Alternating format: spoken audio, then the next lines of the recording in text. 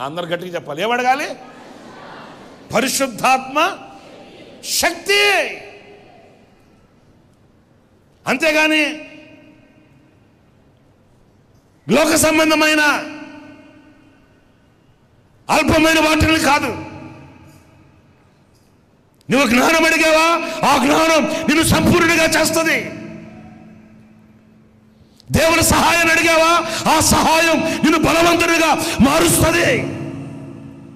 ఆ రీతిగానే పరిశుద్ధాత్మ శక్తిని కనుక నువ్వు అడిగితే, ఈ పరిశుద్ధాత్మ శక్తి నిన్ను దేవుని ఎదుట నిలబెడుతుంది.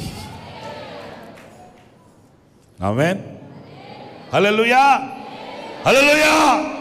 ఈ లోకంలో మనం ఎన్ని కలిగి ఉన్నా, ఎంత కలిగి ఉన్నా, వీటన్నిటికంటే శ్రేష్టమైనది ఏంటో తెలుసండి? మనం దేవుని ఎదుట నిలబడాలి.